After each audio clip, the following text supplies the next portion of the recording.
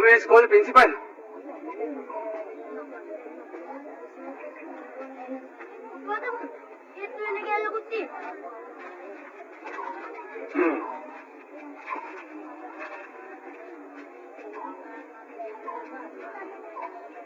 පළාත් අධ්‍යාපන කාර්යාලයෙන් මේක එව්වේ. නොතියුණු ඉස්කෝල සංවර්ධනය කිරීමේ වැඩපිළිවෙලක් යටතේ මේ පළාත් ඉස්කෝල 50කට මේව බෙදා දෙනවා. ලෝක බැංකුව ආධාරය යටතේ.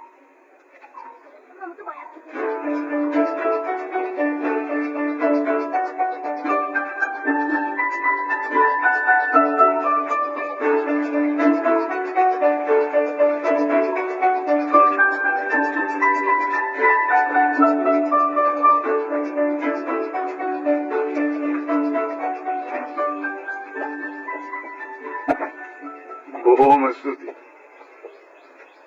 මේකක් විතරයි මේ අඩු වෙලා තිබුණේ.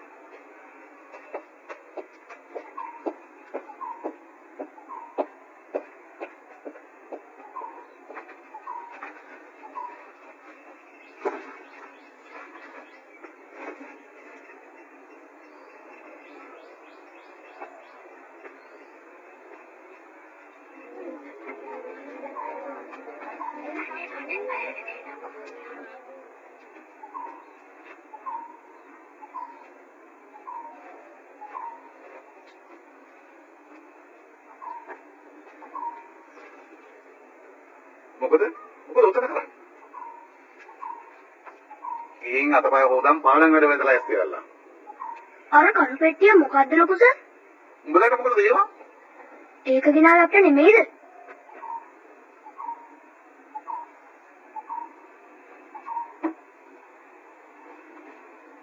ඒක ගෙනාවේ මට. අධ්‍යාපන කාර්යාලේ. ඒක ඇතුලේ ඉන්නවා භයානක මකරේ. උඹලා මොකක් හරි මැරෑටි අලු කුත්තේරු වැඩක් කළොත් මකරෑවිත් උඹලව ගිනිනවා. මකට පුළුවන් කේන්දර පිඹින්න. ඌ කෑ ගන්නකොට කන්දීරි වෙනවා.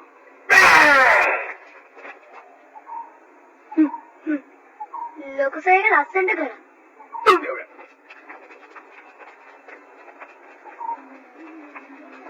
මං ඊටාර පෙට්ටිය අරලා බලනවා ඇතුළේ ඉන්නේ කවුද කියලා.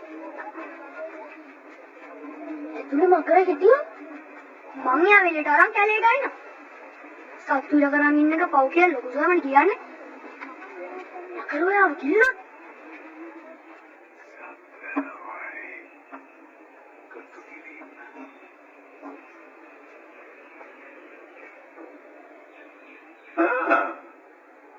මොකද උඹට කවදාවත් නැතු කුකුලට අතින් අරගෙන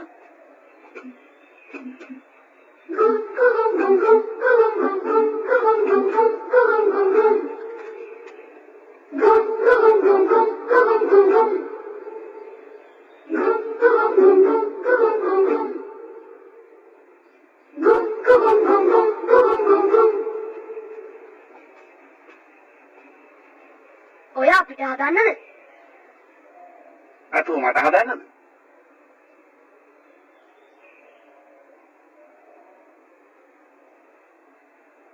ලොකු සර්ගේ අත්තකුරු ලස්සනයි.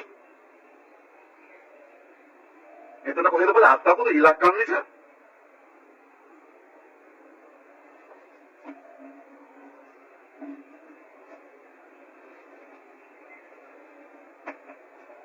දැන් මං යනවා පාද වාසේ අරන්.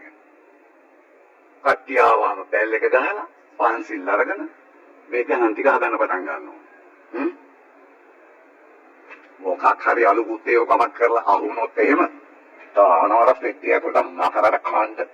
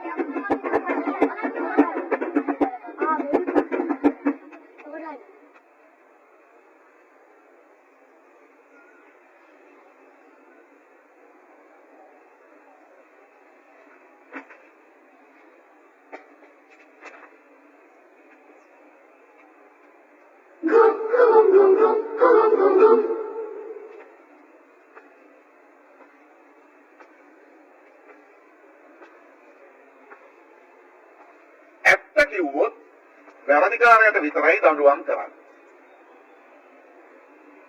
කවුද කාමරේ දොර ඇරි?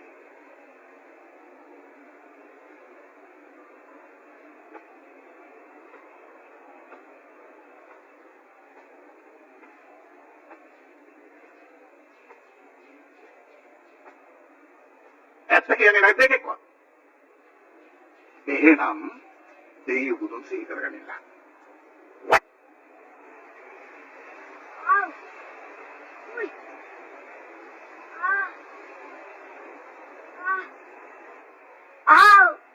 අපේ අද ඔයා විතරක් කුටි කෑවා. රිදෙනවද? මං ඉඳ ඔක්කොම කුටි කෑවනම් මීට අත ඩාරි දෙනවා.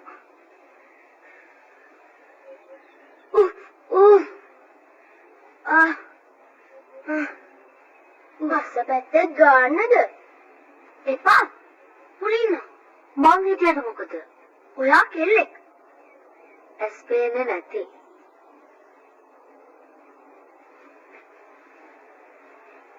කුටි කෑවට මම ලොකු දෙයක් හොයාගත්තා. මොකද්ද? මං දොර ඇරියේ නැත්තම් අපි ඔක්කොම තාම හිතන්නේ අර ගැතර මකරෙක් ඉන්නවා කියලා. ඇත්තටම මොකද්ද මේ පෙට්ටිය?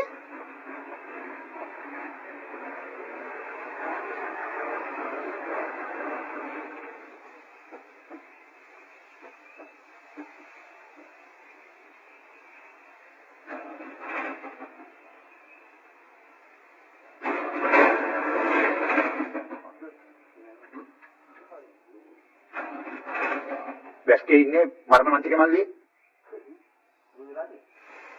රැකේ වයින්නේ. ආපහු සල්ලෝ කොනේ. ඔන්න එහෙනම් අල්ලමු. නෝනා මේ පළාතට අලුත් වගේ. ඒ වුණාට මේ වගේ වැඩවලට අලුත් නෑ. අල්ලමු. හරි අල්ලමු. හරි. ඕ දාගත්තා.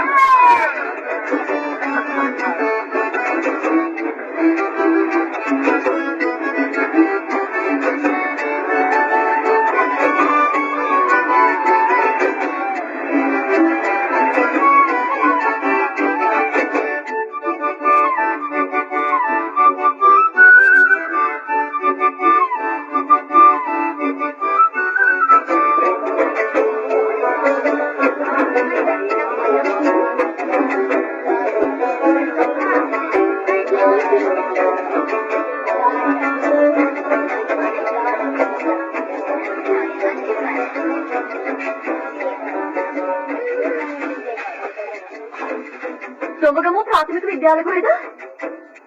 ඒක තමයිනේ. ඒ කොයි ඉස්කෝලේ? ඉස්කෝලේ අරේ. කට්ටිය මෙහෙ.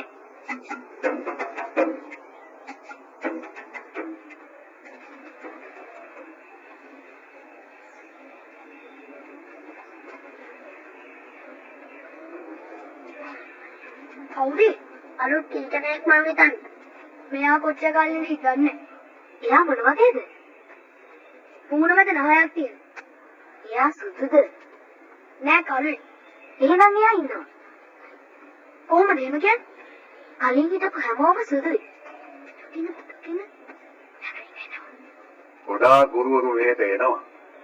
ඒත් කවුරුවත් වැඩි කාලෙ ඉන්නේ නැහැ. මං ඉතින් ගමේ මිනිහා ඉඳලා පෙන්ෂන් යන්න ළඟ ඉඳලා ඉන්නවා. මං ආවේ යන්න නෙවෙයි. නැවතිලා සේවයක් කරන්න. මුලදී කවුරුත් කොහොම කියනවා. ආහු වෙනකොට මොලේ දැහැදෙනවා. මං ඔය කියනට වඩා වෙනස්.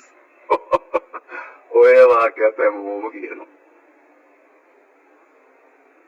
ඔන්නිනවා. නවතින්නේ කොහෙද? හොයාගන්න ඕනේ. කලින් ආපු අය නම් නැවතුනේ අපේ ගෙදර. ආමිනේ මා විතරයි ඉන්නේ. අනේ බොහොම ස්තුතියි සර්. අවුරුදු ගානකින් ස්තුතියක්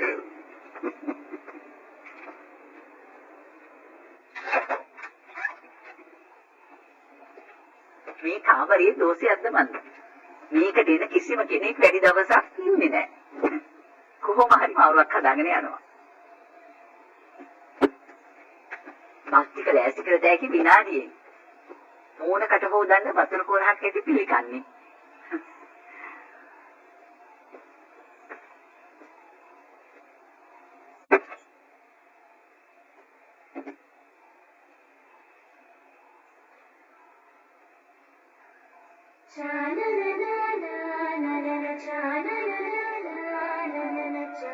මොකද මේ පාන්දරම කලබලේ? ඇවිත් දැනුවා නම්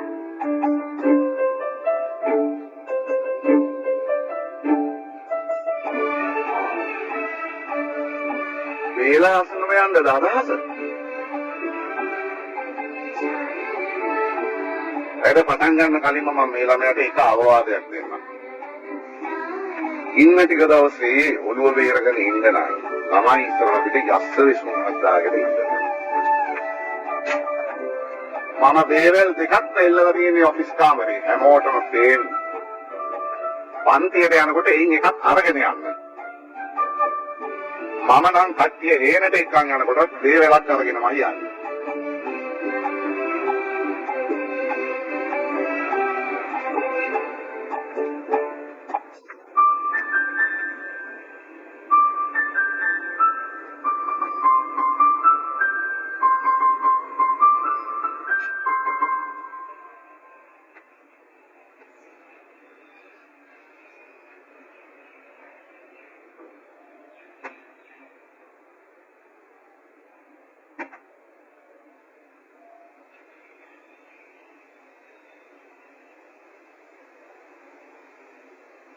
අන්න ඔක්කොමලා ගුරේ එනවා ඉන්න ඔක්කොම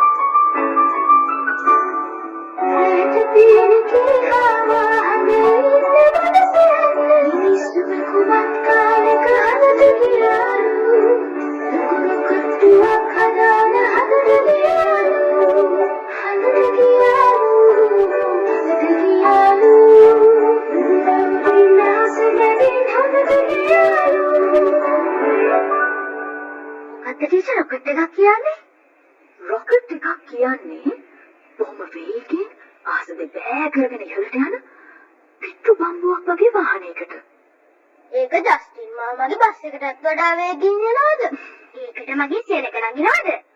ඉතින් හඳට ගියාට ආව හම්බුනාලුද? ඇයි ටීචර් මිනිස්සු හඳට ගියේ? අවුරුදු 100 ගානක් තිස්සේ මිනිස්සු හඳට යන්න හීන මැව්වා. ඒ ඇයි කියලා කියන්නේ අපි හරියටම දන්නේ නැහැ. හැබැයි ඉතිහාස පොතේ හැටියට අන්තිමටම හඳට පය තැබුව කෙනා මුලින්ම හඳට යන්න හීන මැව්ව කෙනා නෙවෙයි. ඒත් මිනිසා හඳට පය තැබීමේ ගෞරවය ඒ හීනේ පිටිපස්සේ හිටපු හැම කෙනෙකුටම ලැබෙනවා. ඔයගොල්ලෝ මමට හැම හීනෙකටමත් වටිනාකමක් හම්බ වෙන්නේ අන්න ඒ වගේ.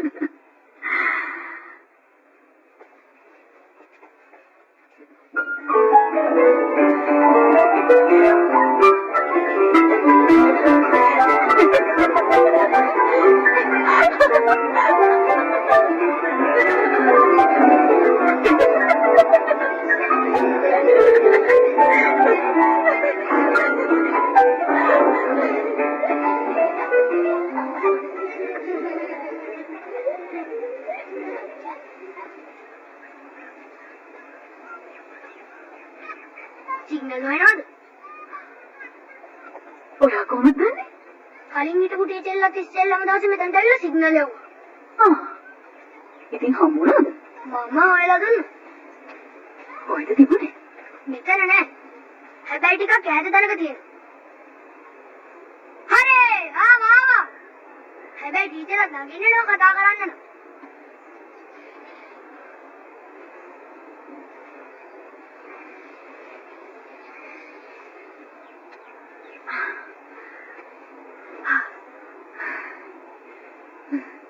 හරි ලස්සන තැනක්. මේ වගේ තැන් තව ගොඩක් තියෙනවා. මේ හැම තැනම ලස්සනයි. ටීචර් කාටද කතා කරන්නේ? මම බඳින්න ඉන්නේ කෙනාට. එහෙනම් මම බයින්නේ.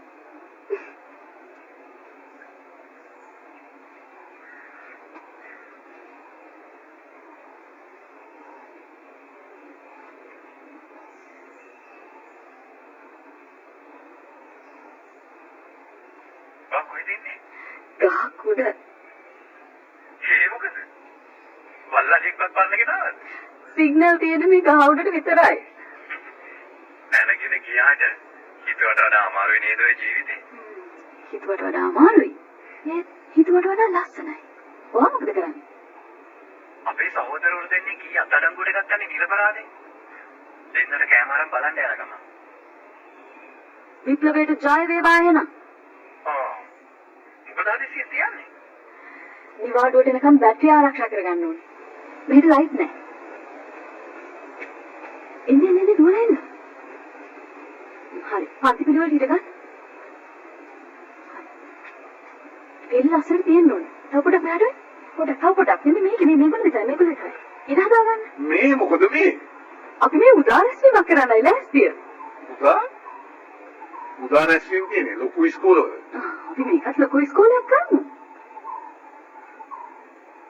අද ඉඳලා හැමදාම උදේට පාසල පටන් ගන්න කලින් උදාරස්වීමක් පවත්වන්නයි අපේ අදහස. හැමදාම මොනවද රැස්වීම පවත්වලා කතා කරන්න තියෙන්නේ? සාමාන්‍යයෙන් නම් වෙන්නේ රැස්වීමකදී දැනුමුත්තු කතා කරනකොට අනිත් අය අහගෙන ඉන්න එක. පන්තියේ ලොකු සර්වල් මායි කතා කරනකොට ඔයගොල්ලෝ අහගෙන ඉන්නවනේ. ඒ වුණාට මෙතෙන්දි වෙන්නේ ඒකේ අනිත් පැත්ත. අද ඉඳලා හැමදාම උදා රැස්වීමේදී ශිෂ්‍ය කතාවක් පවත්වන්න ඕනේ. තමන් කැමති මාතෘකාවක් ගැන මිනිත්තු 4ක 5ක ලස්සන කතාවක්.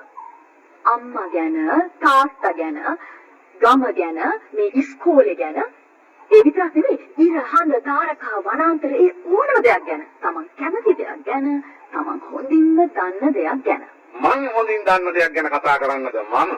දැන් මේ විදිහට උදා රැස්වීම පවත්වලා අරක මේක කරලා මේ හැමෝම දොස්තරලා ඉංජිනේරුවෝ කරපුවාම ගමේ හේන් කොටන්නේ කවුද?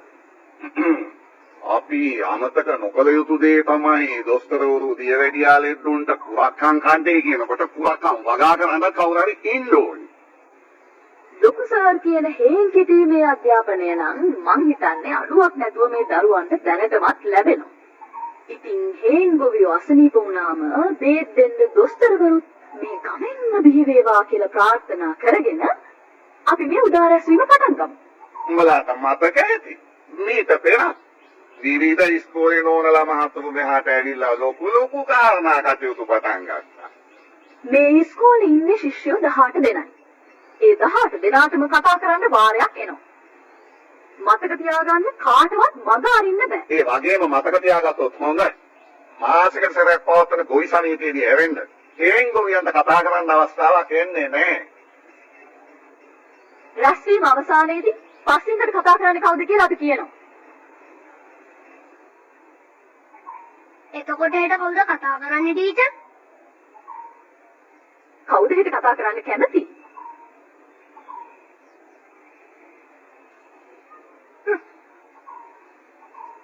ඒක උන් කවුරුත් නැද්ද? මහලුවට හෙට කතා කරන්නේ කවුද කියලා හමුුන්දක් නැත්තා පුලගෙන. උකුම් කැමති නැද්ද හිත කතා කරන්න? නෑ. ඇයි? මං කැමති අද කතා කරන්න.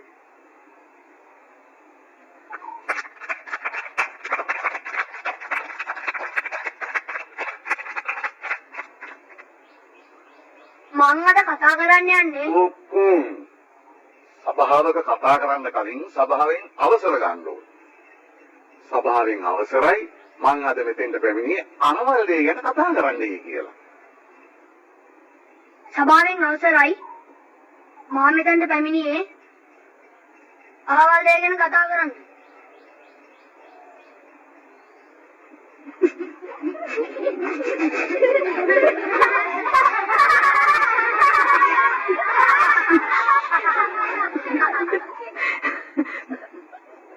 මං අද කතා කරන්න යන්නේ මං ගැන.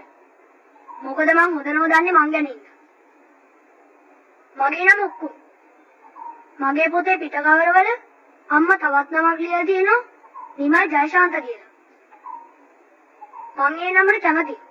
ඒත් කවුරුත් මට ඒ නමින් කතා කරන්නේ නැහැ.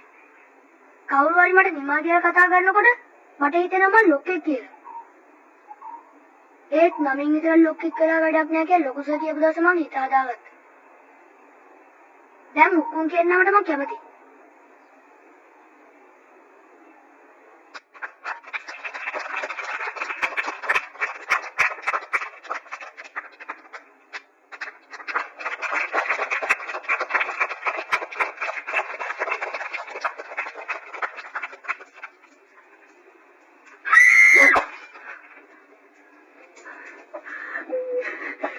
Ini kan ada minggu. Video kan dia kalau Tonio. Memang betul.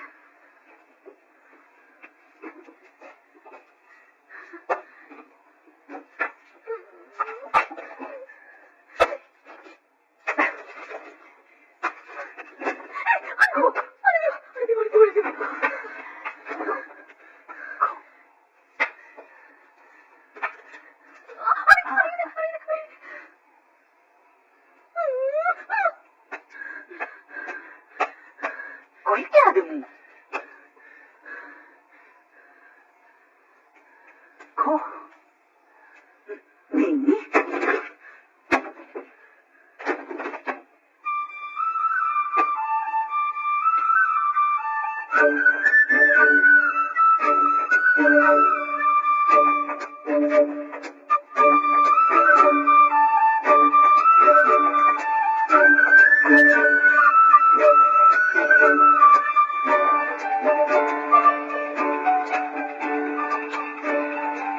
එතකොට ග්‍රාම සේවක මහත්තයා තමයි ප්‍රධාන ආරාධිකා මුත්තා. ආස්තියේ නම අන්දමුද දාපේ. චිත්‍රනෝනා තමයි පුරෝහිත දිසම. මම චිත්‍රනෝනාගේ රූප ස්වභාවයට වසී වුණ තරම කියනවනම් මං කෙලින්ම වේදිකාව පිටිපස්සට ගිහිල්ලා කිව්වා. මම ඔය ප්‍රසාද බදින්න කැමතියි කියලා. හැබැයි මම කෙලින්ම කිව්වා. මිම්මනතෝ නාට්‍ය කෙරුවාම නම් බෑ කියලා. චිත්‍රාවර කනකොට ගෑවා. හැබැයි යාගේ දෙමව්පියෝ කිව්වා මේ වගේ ස්වාමියෙක් සිටීම අලුතික සෙවීමට වඩා හපක්. මල කෝල නැතුව කැමති වෙනවා.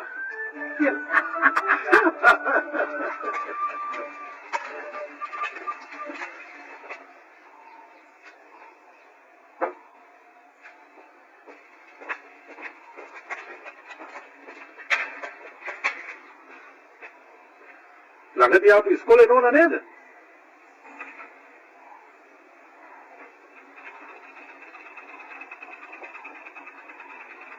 අතාරින්නපා. අයියට තාම දිනන්න පුළුවන්.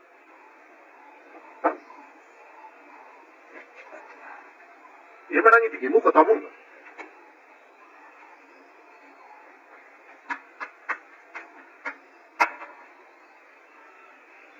මේ තනිය ගානේ මොනව කරන්නද?